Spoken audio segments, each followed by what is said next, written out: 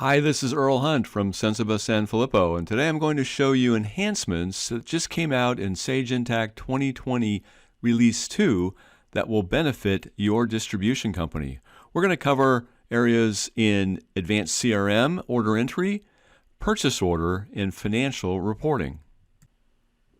In this section, I'm going to talk about the enhancement in 2020 Release 2 that pertains to the Sage Intacct Advanced CRM functionality.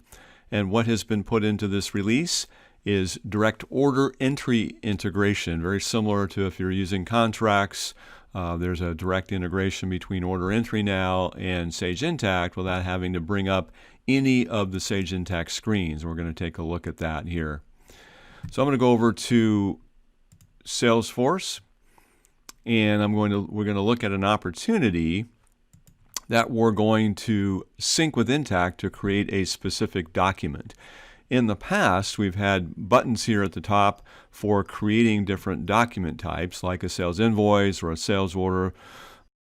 And when we click on one of those create document buttons, then what we get then is going to be a Sage Intacct screen that is going to take the information that we have on the opportunity and populate the fields, and also provide the opportunity to populate some of the other fields. But typically the people that are using Salesforce are really wanting to just take that information that's been gathered at the opportunity and go ahead and create the transaction over on the Sage Intacct side and not have to deal with additional fields. So now there's the ability to put an additional field here called Sync to Intacct. And I've set this opportunity so that when I sync it to Intacct, it's going to create a transaction type of a sales quote. So I'll go ahead and click on the Sync to Intacct button, and instead of opening up a Sage Intacct window, it just simply indicates that it's synchronizing. And when it's done, it's going to come back and allow us to go back to the record. And then when we refresh that record, we'll see that immediately now we have a new sales quote that's been created. That's also, of course, created over on the Sage Intacct side and then shadowed back over in Salesforce. What they've also done, we'll take a look at a different opportunity here, is with the functionality that's built into Salesforce called the Salesforce Process Builder, there's the ability then to tie a trigger to something like the change of a stage on the opportunity. In this case, we're going to change the stage from negotiation review to closed won. That's going to then run a triggered script that's going to accomplish the same process that we just saw earlier. It's going to sync to Intacct, but in this case, it's going to create a sales invoice transaction. So let's go ahead and bring up this change from negotiation review to closed won, and we'll go ahead and say OK on that. And when we save that, it's going to go ahead and run a script that's going to create the sales invoice over on the Intacct side, and we can refresh that document and come back down, and there indeed is the new sales invoice. It's already been created on the Intacct side, assigned it a sales invoice number, and sent it back over to Salesforce to show that new invoice over on the Salesforce side underneath that opportunity. So two great enhancements on the advanced CRM functionality, both the ability to sync to Intacct and create whatever document type that you need, or to simply tie the creation of documents over in Sage Intacct based on something like changing the stage of the opportunity. In this section, we're going to take a look at the enhancements in 2020 Release 2 as they pertain to the purchasing area. And that's primarily the use of custom email templates to create targeted communications to vendors. So this is very much like the email templates that are now available in order entry, and now they've been extended to the purchasing area as well. Go take a look at where that information resides. Go over to Company and over to Email Templates, and we're going to take a look at an example of a purchase order email template that I created. And it's very simple to create these templates, and you can have as many templates as you want. You can have a default template, and you can also assign templates specifically to vendors. And we'll take a look at an example of that as well. So here we're naming the template. This is a purchase order template. We're coming down here and specifying the reply to, address, and name. And then we come down here and we have a variety of different types of fields that we can use for the contact lookup. And it's simply dropping down and looking at either contact email 1 or 2 and so forth, a ship to contact, a bill to contact. And when you choose one of those, it's going to then fill in that particular merge field that then you can use in this case, the contact lookup, and the CC and the BCC fields. As we get down into the message content itself down below, then we've got both document element lookup fields as well as company element lookup fields. And we'll see here that I put in Dear and use that contact first name, contact last name. And then in the body of this email template, it says attached we'll find our purchase order number. And I simply search for the document ID here, and it came up with that merge field. And then I simply copy and then paste that in. So now that the purchase order number will show in the body of the email. Same thing on the date, that's another drop-down field.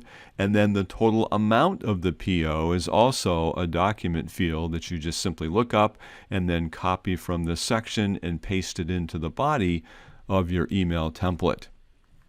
Once that's done, you go ahead and save your template, and then we can then go over and either make that the default template, which is a default for any vendors that we don't specifically set up to use that, or we can go over to a vendor specifically. Let's take a look at Amazon.com and go over and look at the additional information, and we see down below that we have now email template options, and we can have a specific email template for each transaction type, whether it be a requisition, a purchase order, and so forth, that ties that transaction definition to the email template. And then when we go down here and enter a purchase order, we go over here to purchase orders and take a look at a purchase order that's been entered specifically for Amazon. And you'll also note that we have an attachment, and there's a field that you can select on the email template itself that specifies whether or not you want to send the vendor any of the attachments that are attached to, in this case, the purchase order document. And then the next process would be very similar to what you've done in the past, is going in printing or emailing the transactions. And so that might be done on a daily basis, and you go through and choose the start end date and so forth. In this case, I'm going to click previously sent because I don't have any new ones, and I'll go ahead and view that. And now we see purchase orders, including the purchase order number 5 that we just looked at, that we can go ahead and email out to the vendor right from this screen. And because this one has an attachment, they're also going to receive the attachment as well, along with the PDF copy of the purchase order. And this is what they would receive. And so here's the merge where it's picking up the first and last name. Attached, you will find purchase order number 5 dated 6/23 in the amount of $333.33, and whatever other verbiage that you need to go along in the body of the email. You see that the PDF copy of the purchase order is attached, as well as the attachment that was part of that original purchase order document, in this case, a statement of work. In this section, we're going to talk about the new functionality in 2020 Release 2 that enables better access to reports in the Report Center. This is actually an enhancement that was recommended by the user community. I'm going to go over here to the reports section, and we're going to take a look at the setup on the reports. And now there's 2 additional fields that can be populated on each financial report. The first one is the type of report. And these are all user definable. So I've created some report types that are financial, management report, subledger, and trend analysis type reports. And then the second field that is new that you can put onto each of your financial reports is report audiences. And I've created ones for banks, for board of directors, and for internal accounting. And then when we go take a look at the list of our financial reports, we see now that we can put these additional fields of both report type and report audience on each of the reports. I'll take a look here. Maybe bring up this balance sheet detail. And here you see these new drop-down fields of report type. This is clearly a financial report. And the report audience for the balance sheet detail is going to be internal accounting. And then we go ahead and save that report again with those new fields. We can also do ad hoc searches. So I might want to take a look at perhaps all of my subledger detail reports by putting in SUB and hitting enter. And then that's going to narrow it down to just the subledger detail reports. We can also, just like we can on any list of information in Sage Intacct, is we can create special views of this information. And here I've created one that's just going to filter out for the board of director reports. And of course I can reposition and add different fields to that listing. And now we're seeing all of the reports where the audience is board of directors, along with the report type and then the individual reports themselves, and still the ability to go ahead and run the report from this screen to schedule reports and export out to a variety of different formats, including HTML, CSV, PDF, and Excel. If you're interested in learning more or want a detailed demonstration of any of these features or have questions, don't hesitate to reach out to our team here at Sensiba San Filippo. Thank you.